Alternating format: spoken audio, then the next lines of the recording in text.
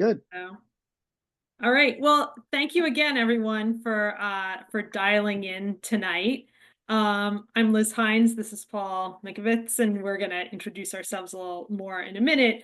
But just to explain again what prompted this meeting, as many of you know, Verona was selected last year by NJTPA, the North Jersey Transportation Planning Authority, which is our regional transportation planning agency, to take part in a demonstration project along Linden Avenue, where we got to try out some potential interventions to reduce speeding and improve safety along part of the Linden Avenue corridor. This meeting is not about that. But as part of that process, NJTPA and folks from the Allen M. Voorhees Transportation Center at Rutgers gave us a short workshop on complete streets and roadway safety. And it was just really great information. I'm a transportation planner professionally, and I feel like I learned a lot from it. And since that workshop was a during the day in-person kind of thing, which precluded a lot of people from attending, we wanted to share that same information with a broader audience. And so that is what this meeting is about. It's Liz and Paul kind of sharing the information that was shared to us to help folks in the community better understand how transportation planners look at issues like speeding and crosswalk safety and some of the tools in the toolbox to fix them. So my background is, I have this weird intersection of I'm a transportation planner. I'm also fourth generation Verona. I grew up here and still here. So these are the kind of the two things that I love intersecting with each other. Paul, do you want to say hello? Sure. So I'm a new resident to Verona, but I've been in New Jersey most of my life, and I've kind of had a childhood fascination with bicycling, and it's kind of morphed into health and fitness for a career with the YMCA. And then after that, I've morphed into working in this, I call the bike and walk world, kind of advocacy world, building bike and walk friendly communities. And wherever I go, I bring it with me. So I'm happy to be part of the traffic and safety committee. And as Liz says, we went to the workshops. We said, well, this was really good. It's like, we should do this on our own. Yeah, let's share it. So yeah, I suppose I should have mentioned Paul and I are both members of Verona's Neighborhood Traffic and Safety Advisory Committee. But yeah, do you want to go ahead and share your screen and we can dig into it? So, all right, is everyone, well, I guess we can't really hear from folks, but I am seeing it. So that makes me think that everyone is seeing it. So we could go to the next slide. So they started out by talking about complete streets. What is a complete street? Instead of thinking of it as this is a street, it's for cars, it's thinking more broadly as it being a space for people. And some of those people are in cars, but others are walking, they're using a wheelchair, they're biking, skateboarding, cruising in a stroller, riding on a bike, delivering packages. People use streets for lots of different reasons and lots of different ways, and they are not all in cars. Next one, please. Yep. There we go. All right, so this is just, again, defining what is a complete street. It's a street that offers many choices in terms of how you travel. It's a street that connects to a wider network of roadways. It's accessible to everybody, regardless of how you travel. It varies according to context. So a complete street in an inner suburb like Verona is going to be different from a complete street in a rural area or an outer suburb, and different from what makes a complete street in an urban area. The idea here isn't to take tools that have worked somewhere in a very different context from Verona and try to shoehorn them in here. It's about figuring out what works for us in our context. But I think the most important thing about complete streets and why we're here talking about this is that they make our roadways safer for everyone traveling, whether you're traveling in a car or walking or using some other mode. So this slide just shows, another way of thinking about the benefits of complete streets, providing multiple mobility choices. It's good for our bodies, it's good for the environment, it improves safety, and it's good for our local businesses as well. Conversely, the cost of having incomplete streets, it exposes more people to dangerous situations. You could see more injuries and fatalities due to crashes. It limits how you can get around, and limits access to the community. So this chart is showing New Jersey pedestrian fatalities from 2010 on. New Jersey actually has the highest pedestrian fatality rate in the nation. And what's missing from this chart here is the 2024 number, which is 230. It's the highest since 1988. So it's a problem that, it's gone up and down, but these numbers are not great. So we want to see what we can help do to do better. Design plays a huge factor in this. If you design streets to maximize the travel speed for cars, then that is exactly what you're going to get. And speed of vehicles makes a major difference in outcomes where there are crashes. A pedestrian who's hit by a vehicle traveling at 20 miles per hour has a 90% chance of survival.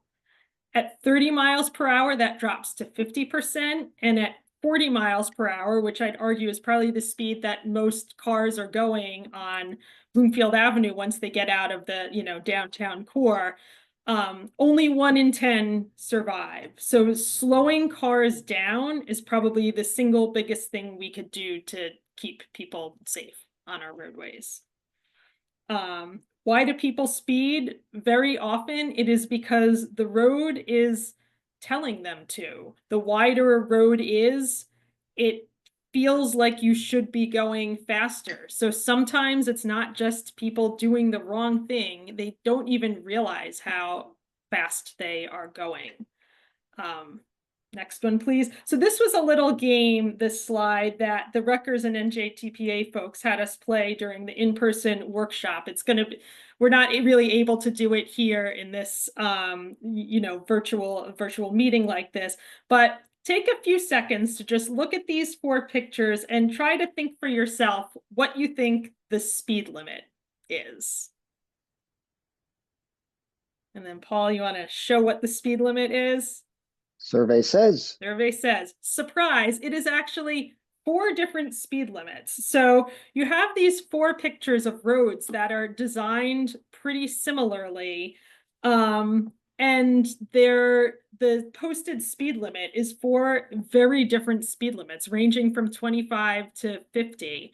I would think that it's particularly hard in that lower right picture, the 25 mile per hour there, to actually force yourself to go 25 miles per hour on that road. Because again, the way the road is designed, it's kind of communicating, go fast, go fast. So the takeaway here before I pass it off to Paul is just that design makes a difference. And so that's what we're going to kind of focus on here in the rest of these slides. What are the design tools and approaches out there that could help us retool our streets to make them safer and frankly, also nicer for our community? So, Paul? Great, thank you. So we call this the Walkable Communities Workshop. So a lot of this is focused on pedestrian friendly design. And I don't know if anyone knows where this is. I had to zoom in and look like, oh, I know where that is, but not a real pedestrian friendly road to cross. We're talking about a state road here and, multiple lanes, fast moving traffic. So what makes it friendly? Well, these kinds of things, big, wide sidewalks, plazas, the artwork helps make it more appealing. And the first thing that comes to mind when I think of Verona is that corner of the park, Verona Park, where it's the kind of the entrance and has a little bit of that. But things that really engage people, things that are out on the where shops can kind of expand out onto the sidewalk because there's enough room to do that. Uh, so the design, as Liz was saying, design, really influences our behavior. And looking at these pictures, up top and down below, how do those different pictures make you think? I mean, the uh, the bottom left stairwell certainly is not a very attractive stairwell. And maybe you found yourself in buildings where you had to use the fire escape and they were not intending people to be using that other than in emergencies. Whereas the other stairwells are a lot more attractive. And the elevators are attractive. You come in and what's the prominent, dominant thing you see is probably those big elevators. So design is really, really important. And it's important to design properly for the right of way. So this gets a little bit technical. Um, and, you might think about areas in your neighborhood. I think we're very fortunate in Verona um, to have pretty consistent sidewalks, and we don't see this kind of thing very often. Maybe you know of a place, but it's important to have a certain amount of width, and really important if you are disabled in a wheelchair, in a motorized scooter. We're seeing more and more they're being used, and maybe you've seen people have to go into the road because they come to a place like this and they can't get through, they can't get around. So it's very important that we're paying attention to these kinds of these things and have good accessibility. So that's part of being complete streets. Again, potholes and things like that. Look how difficult that must be for that man to move person in the wheelchair, or the pothole where the cyclists are going around the corner. That would be just a crash waiting to happen. So infrastructure is important and bad for pedestrians as well. So crosswalk ramps are the drop down, which we see a lot of, and we have a lot of those in Verona, and they're handicap accessible. And there's some technical elements about facing. They should be facing the crosswalk, so you're kind of steering people in the right direction. They can't be too steep. They can't have to have a smooth transition, and they have the little bubbles, the little bumps, transition domes for the blind. Driveways can't have too steep, sidewalks should continue along.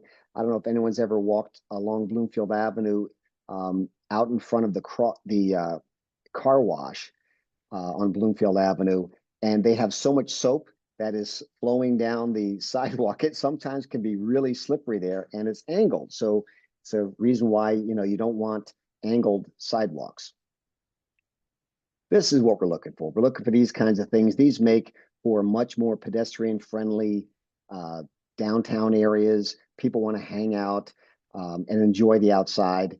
So you have a little shade, shelter, certainly seating areas, lighting, signage, all these things, trash cans, bicycle parking, fitness stations, water fountains, shops, and stands. Really makes it very, very attractive. And this gets into really some of the safety features that we want to be able to consider as we look at doing things and making Verona safer to cross roads. So what you have here is high visibility markings, improved lighting. Lighting is very important. Parking restrictions, so you could see where the cars are parked. One car is parked and one car is in a travel lane. They've eliminated the parking spaces closest to where the crosswalk is, and they bumped out the sidewalk, so you don't have the obstruction, the visual obstruction. So these curb extension shortens the distance.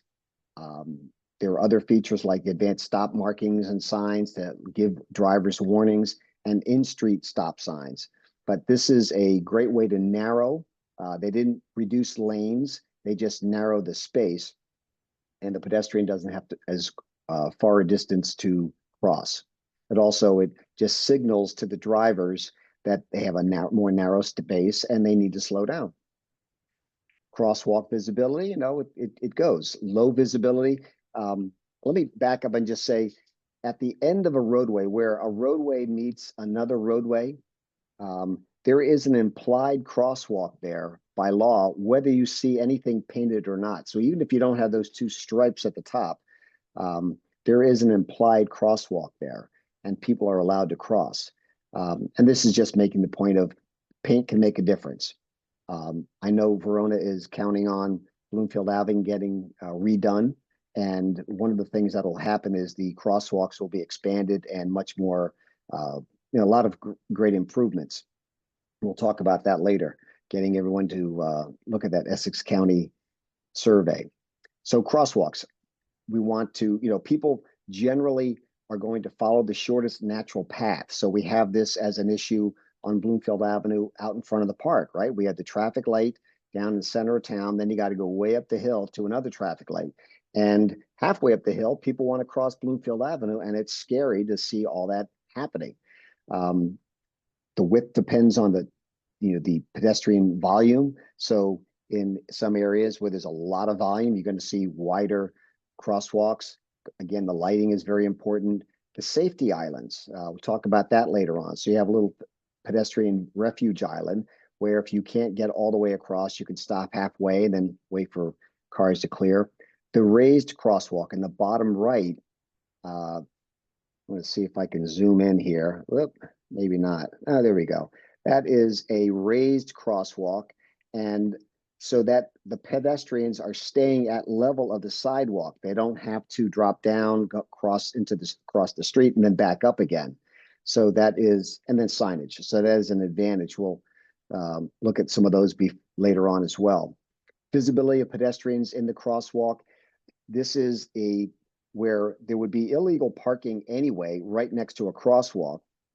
But what happens, there might not be a legal parking space, but we see is people pulling up and just running in for a quick minute, and they are only there for a minute, but they get in their car and they leave again. Then someone else comes in and pulls in there, or there's a truck delivering. And what happens is the visibility of people trying to cross in the crosswalk is cut down. So that black car on the left is not going to see a pedestrian who is starting already in the crosswalk to get out there. This sort of daylighting using these plastic delineators and putting a couple bike racks in makes for a more visible area. And it also creates an obstruction that cars can't just pull up and park for 2 minutes. Here are some other ways of extending the curbs. So on the bottom right, the Linden Avenue project, we did some demo projects using those plastic delineators, kind of like this. So this is a much more of a quick and easy fix, almost demonstration. And then up on the left is a extended curb, and that's much more permanent. You got real curbing there, and you've got greenery. So that is what comes with complete and green streets. You also have the drainage. Bottom left, again, you see that kind of neck down there. So the curb is extended out. It forces drivers to slow down, and pedestrians don't have to cross nearly as far. And then on the upper right, you see for a high pedestrian volume area, a big, wide crosswalk. It's kind of a speed table. Can't really tell, but that's elevated as well. So people who are in wheelchairs can just go across. They're not dropping down and back up again. They just stay at level, and it acts like kind of a big speed bump for the vehicles. Other things, the flashing beacons. We're very fortunate with the pedestrian light that we have over on Lakeside Drive as you exit the Verona Park. So you push the pedestrian button and you get a big, traffic lights, not just a little flashing beacon. You get a full red light holding the cars. So that's great for crossing over. I'm going to zoom in here on this rectangular rapid flashing beacon and make this a little bit bigger. So as you look at that, it gets a little blurry.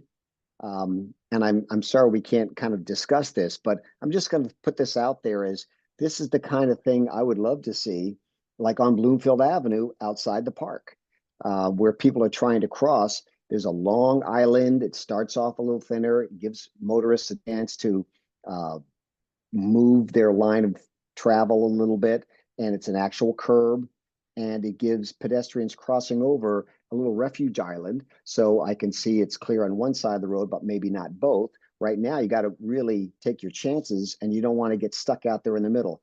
This makes it a little bit easier. Well, maybe a lot easier. At any rate, these are other areas. And then on the far right, you have the diagonal crosswalk. And I was looking at the slides before, and it went through my mind that I wonder how that would work downtown, because often it's the turning traffic that is so makes crossing crosswalks so dangerous because people are looking at other cars and looking for the gaps. Whereas if everybody gets the red light in this diagonal crosswalk, everybody walks at the same time, and then nobody walks, and you go back to car travel. So other different elements here. So I keep going, Liz, right?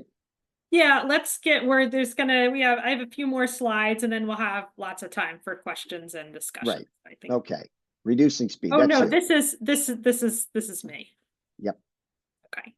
So this section of slides shows some of the more common tools for what we refer to as traffic calming, which is simply just a set of design interventions aimed at slowing or diverting car traffic to reduce the chance of crashes and improve safety for all the users of the road. So I think you can guess what we're going to say here because this has been a pattern through these. If you want to slow people down, you have to make the road narrower, or at least to make it feel narrower, and that goes a long way. This shows an example of that. If you look really closely at this road curb to curb, it isn't all that narrow, but between the trees and the parked cars, it feels narrow. Like this to me feels like a quiet 25-mile-per-hour street. So even if you can't or don't want to physically narrow a roadway, there are still ways to make it seem narrower. And we'll see some more of that in the coming slides. Another way to slow people down is with vertical speed control. So these are things that, move cars in a vertical plane, make them go up and down. So it's speed bumps, speed humps, speed tables. These are all sort of variations on a theme. They all come in different flavors, but they all slow cars down by introducing this vertical element. So and they're really a pretty common, if you could go back to the last one for a sec, Paul, thanks. Like speed bumps like this are a pretty common thing that we hear from people in a lot of these conversations. Just put a speed bump, put speed bumps. One complaint about the speed bumps is that people who live near them, they can be quite loud. Like if you can imagine a landscaping truck going over one of these repeatedly throughout a day, or a delivery truck, or even regular cars, they can also be tricky for plowing. So that doesn't mean that they're not effective or not or a bad idea. It's just things to think about as we as a community are talking about things that we might want to do on our roadways to slow people down. Helps to know sort of the pros and cons of something like a speed bump. If we jump to the next one now.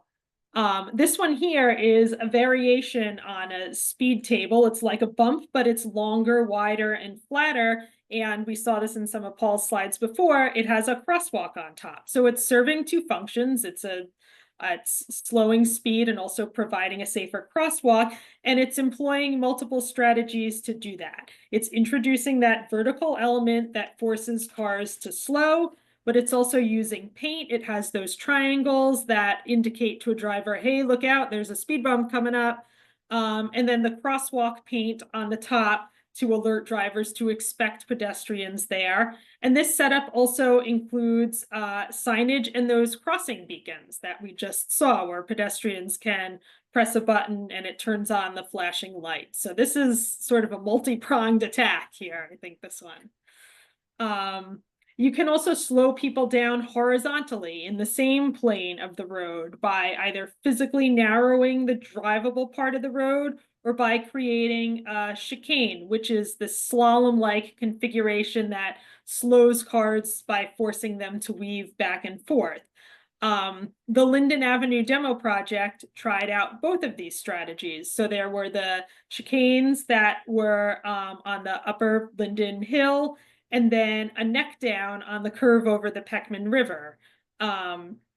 So what these pictures are showing, especially the two on the bottom, are fairly permanent installations where the curb and medians have been installed. our demo project, of course, just used delineators like in the top picture, because it was meant to be a temporary thing that we could try on for size. I think the feedback on the chicanes was pretty universal, that they weren't the right fit for Linden, but that's okay. We tried it. We tried it on for size to see how it would work. And so, the feedback that maybe it didn't work, I think is still good feedback. If you go to the next one. This is another photo from a different town's demo project showing what the temporary chicanes looked like there. I think maybe a key difference here is that this is a flat road. It also looks a little bit narrower than Linden, so seems like it maybe worked a little bit better for this demo project. But another horizontal speed control tactic is forcing cars to have to make a tighter turn, because when a turn is wider, you don't have to slow down as much to make the turn. So here you can see that there used to be a sort of like, if you follow the bricks, there used to be a more narrow curb, and then they added this little, I'm pointing to my screen like an idiot because you can't see me move, but that little semicircular piece at the end was added to take this like flat turn and make it more pointed so that cars have to actually slow down and turn a hard right to get around that turn. You can also divert traffic. So here what they've done is taken a two-way road and made it one-way for cars. And instead of just adding signage and paint, they've also bulbed out one curb, as you can see, and added a median. So this is kind of like a neck down. They've necked it down so that only a bike can fit through on that one side. So it makes it pretty clear to people what you're supposed to do here. And as you might have noticed on that previous slide, these interventions can also be opportunities to create greener streets. See, they have the flower plantings there. So it's, if you're adding curbed out areas, it's a chance to add plantings, provide some additional stormwater drainage. Go to the next one. So street trees have numerous benefits, reducing stormwater runoff, improving air quality, increasing property values. But the biggest one maybe is that they lower speeds. They slow people down because they, again, help to narrow the view, and they're just more engaging to look at, I think. So they have that function of slowing people down. On multi-lane roads, they can be restriped to change the pattern in ways that not only slow vehicles, but also improve traffic flow and reduce potential points of conflict.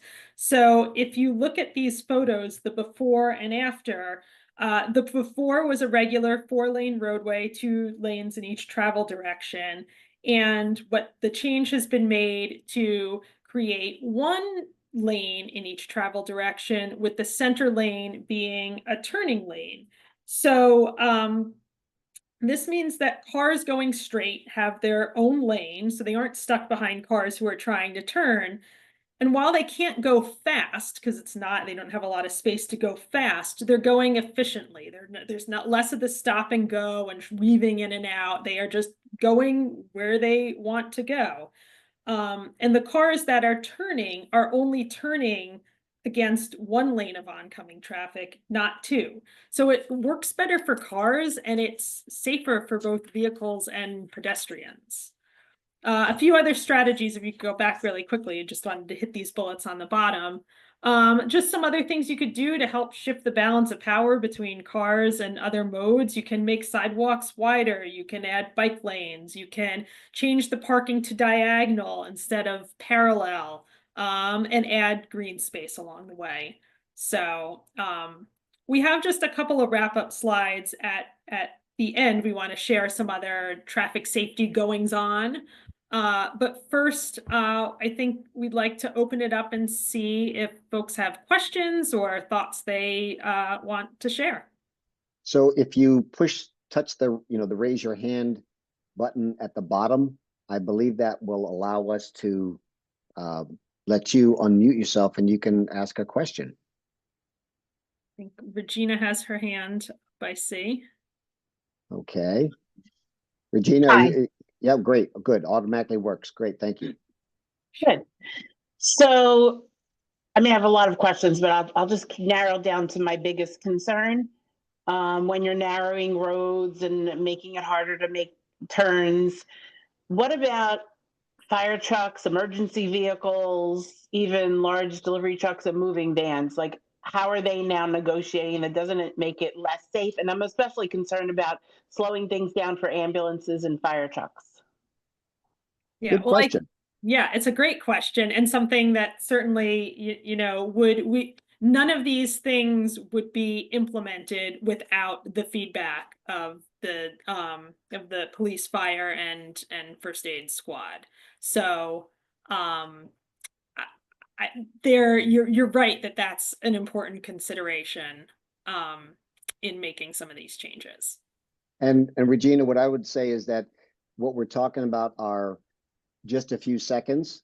And when you look at the big data, and you see how many roadway fatalities we have, uh, there's just a lot more people dying in the roads than those split seconds of delayed response with emergency vehicles. So it's a natural inclination. If I were, driving a fire truck, I want to get there as soon as I can. And I would probably say the same thing. Oh yeah, I'm gonna have to slow down. And just like, I can't go as fast, but it's the bigger picture of creating safety. One place and we get a few seconds delay in another area. But it is a common concern about tightening those spaces. Did you want to ask another question while you're open? Well, I just want to also say that we have, in my neighborhood, we have really good sidewalks. They're level, they're wide enough, they're abundant sidewalks everywhere. And I find that pedestrians are using the roadway. They're pushing their babies in the street. They're walking their dogs in the street. And I just don't understand that. To me, that seems less safe than using the sidewalk. Well, yeah, I would agree also, but I'd also say, unless you're rolling things along, you might discover, just like when you go up a hill, you don't really realize a hill's a hill until you're riding a bike. When you traveled over your car, if you're rolling a stroller and it's bumping, bumping, bumping, it's probably hard for even a nice sidewalk to be as smooth as the road is. But you're right. I raised Being in a the road, child here. I have, yeah. yes, I walk the sidewalks regularly and I push the stroller. So it's, yeah, the jaywalking could be, probably should be addressed. And then my other question was, are you at all concerned that narrowing Bloomfield Avenue, it's already congested, especially with all those the new apartments that went in. It's already a nightmare to get down Bloomfield Avenue. Are you at all concerned that things would be worse? The congestion would be far worse? In a word, no.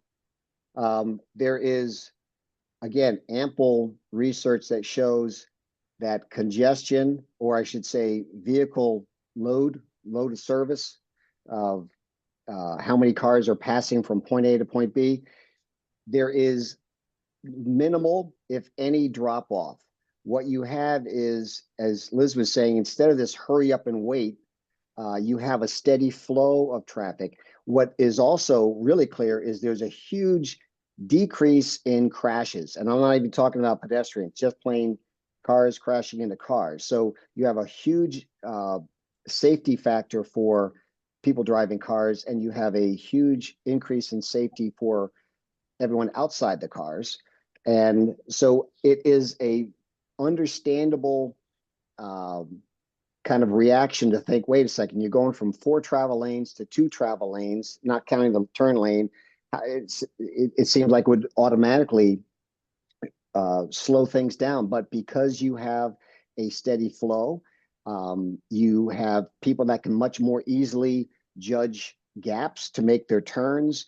It's just shown to be a great increase. And, in looking at road diets around in installations, I think Bloomfield Avenue is an ideal, candidate for a road diet. But Where again, can I I see hear these you. studies? Where Where can you where in see the those data, where studies? can you see the study? Yeah. Because I read an article on Milburn tried this complete street and it actually had the opposite effect. It also hurt their downtown because people wanted to avoid going into the downtown. So it hurt their businesses. And there were more accidents as cars tried to, negotiate the turns, and the bigger vehicles had trouble too. So Yeah, where's your data? right. Well, I'm going to share some links. I think, is there, no, I don't see a chat there for me to share links. Darn, I thought I was going to be able to do that. Oh, yeah. It's So, under more, I think. No.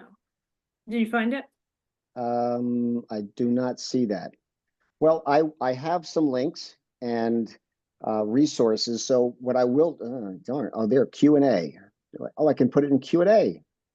Yeah. Oh, that's a question. I wonder if I could put it in Q&A. I'm not sure, but I will say it's highway traffic safety website. And if we can connect via our traffic safety, I'll give you my email. It's paulmickfit@gmail. If you want to email me, I'll send you some resources. That's MICK as in Mickey Mouse, paulmickfit@gmail. But it's a natural, it's the first thing many people will say is that, how's that going to work? And I have a very up close and personal experience with the Milburn. They didn't have a road dive. They had something very different. And I used to bike commute right through there. So I saw it in transition. I saw it before and after. And I'm not saying it was perfect, but it was also much safer. And what they had was, they had a lot of traffic trying to cut through. And I don't know all the nuances, but I can tell you this, it was not a road dive. So what they did there was not a road dive. They had a lot of other things going on. So I'll leave it at that. But please, Regina, feel free to email me. And I want to read M. Vincent. Could you clarify the primary goal of this virtual workshop? Is it intended as an educational webinar? Yes. Or will it focus on sharing recommendations that will be presented? We haven't gotten any, we have not gotten the report on the Linden Avenue project yet. So we will be discussing that as a committee. But this is very much just to share the kind of the complete streets role. And maybe I'm oversharing my own personal opinion. I don't represent the committee's opinion on any of this stuff. So if I talk about, oh, road diet, yay, that's not it. But we will be talking about Essex County as well. And so there'll be an opportunity to kind of share ideas and thoughts. Additionally, could you provide data on traffic enforcement and safety in Verona? I can't, but we might be able to get our chief of police to do that. And you'd like to know the average number of speeding tickets issued, traffic accidents reported, and police stops conducted each month. Okay. Maybe that's something that we could share at our next committee meeting. Like the answer to that, we could put that on new business, the answer to those specific questions. So and I'll have to see. I know we're going to have this slide deck loaded on the township site. I'll see if I can add some of these other resources that I was referring to, Regina. On there is just links to resources. It's like I said, federal highway traffic safety stuff. I mean, it gets really wonky. But even there, I will say this, there is a trade-off. There is a trade-off of, getting from point A to point B in some of these things. And that trade-off is safety. And what's happening is so many people are dying. We're saying, like, look, we need to have, everything isn't measured with just how fast we get there. And we need to start to prioritize safety and make safety a higher priority. How many minutes of the day do we have this, traffic jam kind of thing? I think of Yogi Berra's, cliche. He says, that restaurant's so busy now, no one goes there anymore, and you get his Yogi Berraism there, but it's going to be busy and crazy at these certain drive times. And then, not. And what happens is when you don't have all that volume there, you have people traveling at tremendous speeds downtown. And so, the Linden Avenue project, we are expecting to get a report very soon. The township is going to be looking at it. The committee will be looking at it. We'll be sharing our thoughts on it. And then we'll see what happens, because Linden Avenue will be repaved. And hopefully we'll do some of these things that make it a safer street. I'll try to shut up now. Any other questions? Oh, wait, I see another Q&A. Is your committee accepting new members? Well, we don't have any openings at the time. At this moment, we don't have any openings, but we do there is a application process if there are openings. I know there was a slight kind of recalibrating of years of service and things like that, so you never know what'll happen. But I assume you're interested. Thank you for your interest in that. And certainly would love to be able to connect with people, even if you're not sitting on the committee, to be informed, and informative to our work, particularly when we talk about the Essex County survey. Yeah, and I think Virginia just put her hand up, but maybe what we do after that is share the last couple of slides, because that's specifically talking about that, and it's going to share some other ways for you to sort of engage with this discussion. But let's hear from Virginia first, I think. Oh, there we go. Yeah. Okay, Virginia, it's all you.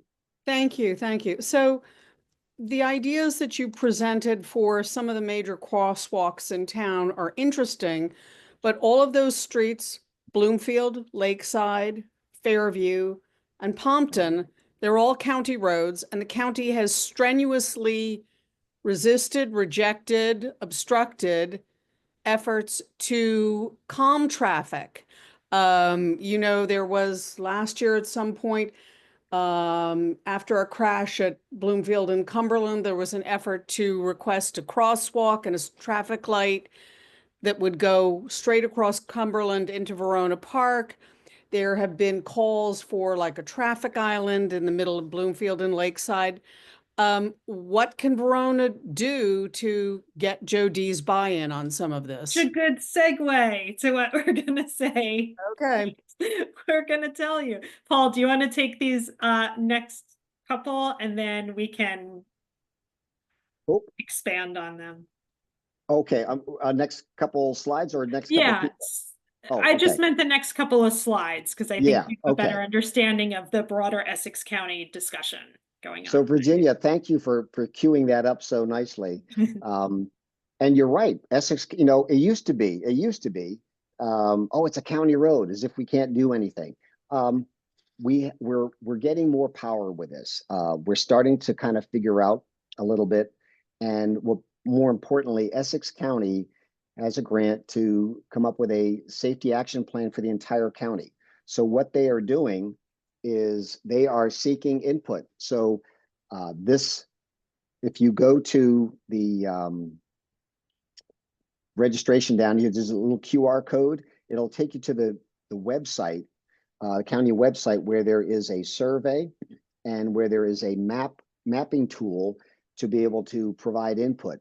And they are seeking input. And if we can flood the zone, so number one, if you take the survey, there's the link there. And then farther down, there's some virtual meetings. So virtual meetings are coming up where you could speak in person, but there's the online survey. And if we can get and share this with a lot of people and get a really strong, a response from Verona residents, we hope to bubble up Verona's, as a priority. And we are also fortunate in that these planning projects, I'm sure Liz could speak on this, planning works slowly. It's like working in big chunks of years. So it takes literally years for a plan to be proposed, funding sought, seeking the funding, getting things planned out, and then you finally get the contractors, the work is done. It's not unusual for these kinds of things to take like 8-10 years, and people want solutions right away. So as a Essex County already has a transportation plan. They call it Transportation Plan 2045. And one of the high priority projects is to do Bloomfield Avenue. So they've been seeking money, funding for the planning and then funding for the implementation. And I think we've been hearing like, oh yeah, it's going to be this next year. This might help push us over the top and get this done. And at the very least, what they're going to be doing is basically what they did in Montclair, where they got new traffic lights, they got curb extensions, they got larger, wider crosswalks. And with those traffic lights, they're more programmable. So I don't know if the traffic lights that we have now allow for like lead pedestrian intervals, but they're just a little more sophisticated. And so Verona's is close to getting that done. And aside from that already being a little bit queued up, we've had another success with a task force in Montclair getting the county to lower a speed limit on a county road. And it was a fast county road, highly residential, and they didn't want to lower it. And it kind of push came to shove. And that we finally got them to blink. We got the Essex County Commissioner to back us up, and they said, okay, we'll lower the speed limits to 25. Several years ago, it went from 35 to 30, and now we're getting it to go from 30 to 25. And I'll be the first person to say that's not the end of the story. I mean, we know that not everybody obeys the speed limit, but it's one step in a larger whole toolbox of solutions. And it's one step that we feel like the county is becoming more responsive. But it's to get the actual curbing and infrastructure, it's a challenge, but this Essex County is an opportunity to get there. So this is the survey. Again, there'll be virtual meetings, kind of like this, but much more engaging. So you'll be getting people asking questions like this. And we would like to schedule at least one, if not two, in-person meetings just for Verona. And we have a toolkit that Essex County has supplied us. So we'll actually have these surveys, hard copies of the surveys, and get comments from people and mapping tools. And we'll be able to send that to Essex County. So to be continued, there will be some in-person opportunities. And so today here, we're doing the Walkable Communities Workshop. Then we have we have other things happening. So if you're interested in joining this growing group of Essex County advocates, we have a monthly meeting, and we're just sharing ideas and inspiration and supporting each other with other advocates in other towns around the county. And so far, we have about half of the towns represented, and that's what's taking place on this coming Monday, the 24th. And then on the 26th is something else, a Safe Network. This is a webinar. So I do some work with the New Jersey Bike Walk Coalition, and we have a pretty big panel. The Commissioner of the Department of Transportation, Commissioner of Department of Highway Traffic Safety, Senator Dagnan, who sponsored the Target Zero Commission for the state of New Jersey. So we have a webinar taking place if you want to join that. On the 27th, the next night, is the Essex County Virtual Community Meeting #1. On March 4th is the meeting #2. Again, those are virtual meetings. And then on the 11th, we have our Verona Neighborhood Traffic and Safety Committee.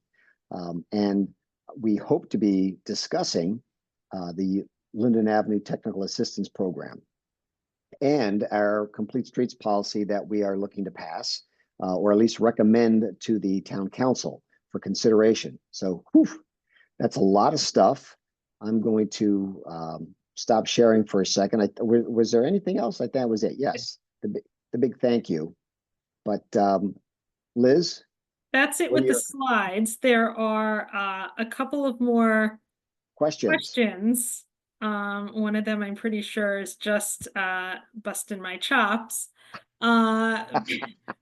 Peter Hines from the other room in my house is asking about how chicanes affect parking. So I'm gonna answer that. I mean, it depends on the situation. You can actually use parking to create a chicane, which was the idea behind what was done in the Linden Avenue demo project on the upper part of Linden, where the parked cars were in effect supposed to create that slalom-like situation. On a smaller street where you are installing permanent curbs, that obviously would affect parking, because you're not going to be able to park in those sections where you've created the chicane. So to answer the second question, it could just take up existing space, or it actually might, if you design the parking as part of the chicane, you may in fact be creating more parking. The diagonal parking model, yes, it does mean that cars are backing into traffic, but parallel parking actually does the same thing. When you pull up next to a car, you have to back up into the space, and so the cars behind you have to stop. The diagonal parking is actually a quicker, more efficient in out, and I think I don't know the details of like the best way to explain this, but I think that the idea is that it's fewer points of like indecision, fewer opportunities for a crash to occur when they're going smooth in and out, as opposed to like doing this kind of motion. So Well, and you're controlling the situation as you are about to make your parking move, like you're controlling the lane, and you have much better visibility as you're pulling out. Yeah, and yep. Sorry, I was just looking for the other comment that went away, but you answered it already. Yeah, and the question was, Maybe share that. was I indicating that towns will just kind of do their own thing on county roads before asking or getting permission from the county? And no, we're not doing that. They're just being more responsive. We're seeing a greater level of response. And going back to Essex County being number one, we're in the top 10 in the nation with pedestrian deaths. And so I think it's opened up a little more dialogue, maybe grudgingly, but we're getting a little more responsiveness. And I think the task force is, a representation of that. We have more questions. Regina, so what exactly is Verona planning to suggest to the town council?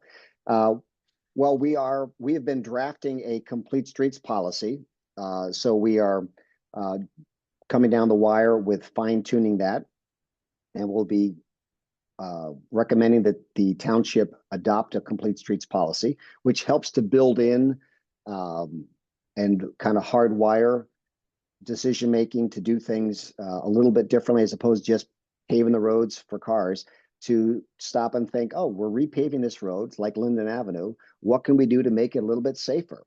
And the kinds of treatments that we're talking about usually are a minimal additional expense, if any. Sometimes it's just a matter of moving the painted line somewhere else.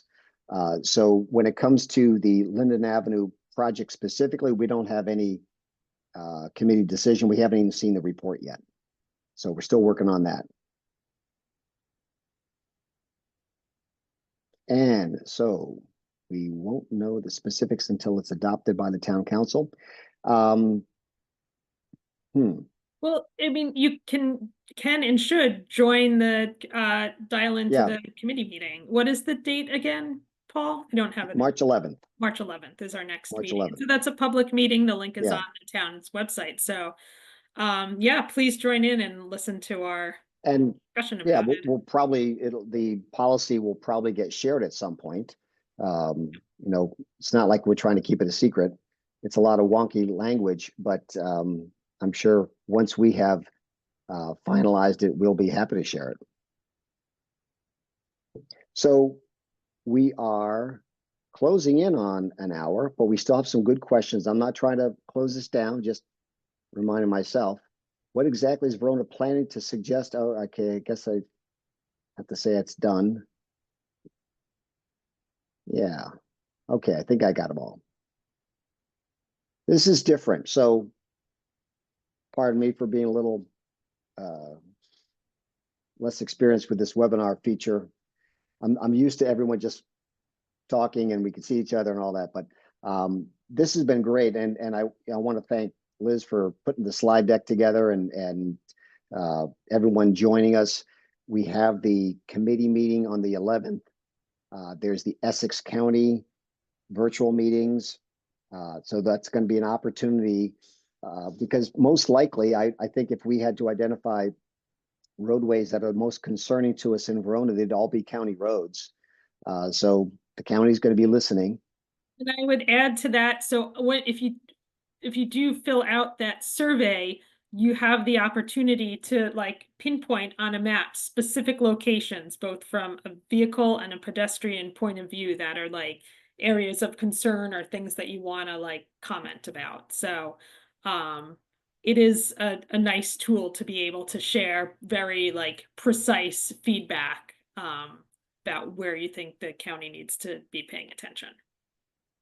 And I'm going to go back to just to kind of close. These are the dates that are coming up. So again, my email is Paul Mick, M-I-C-K F-I-T @gmail. If you're interested in joining the Essex County Transportation Group, if you want more information on this Essex County survey, we'll be getting some flyers. I'll be getting flyers on that and sending that out and putting them up in some of the shops around town. So let's see if we could share that around. Use your social media. I know it's on the township website. It was in the newsletter. They're sharing it. Let's get our friends and family to join in on this Essex County survey and get a strong response for Verona. And then please join us on the 11th. Like I said, we're looking forward to getting that Linden Avenue Technical Assistance final report and see what recommendations they have. And then we'll be bouncing around. And it doesn't mean we have to do any of all of that. So if you come to our meeting on the 11th and you listen to our discussion around the report, you can weigh in on what you'd like to see us do on Linden Avenue. Our meetings are in the same format, so Yes. you would listen to our discussion as a fly on the wall, and then there's like a Public point comment. of public comment period. So works the same way. We unmute you and you share. Great. Yeah, Any other thoughts? anything else? I will say that one of the things that we would like to do is a couple in-person meetings to amplify the Essex County survey. And we're looking at probably a weekday and probably a Saturday morning. That was what was suggested to me. So we'll try to make it easy for people during a weekday. And I don't know where that's going to be, if it'll be up at the community center or someplace else. But we'll be looking for a venue. And we'll have some materials. We'll have an opportunity to be able to talk about, what specific you'd like to see, and actually write down on hard copy paper that we could then pass along to Essex County. Oh, I see something in Q&A. Oh, thank you. Thank you. You're very welcome. Thank all of you for there's George. logging on tonight. Yeah. Thank you. We, Got a nice crowd. We were talking about that. We might get 3 people. We'll see what happens. But so it was a nice group. Thank you for joining us. And we will be doing something similar, months from now, because I'd like to explore the same concept about what can be done for biking, and possibly talking to our county park to see if we can actually get people to cross the park. But I'll create more controversy here. Love to be able to create a safe network to get around Verona by bike. Not talking about bike lanes everywhere, if maybe even any bike lanes, but to create treatments that make it possible for people to feel comfortable to ride their bikes. So thank you all. Appreciate it. And have a wonderful evening. Take care. Bye-bye.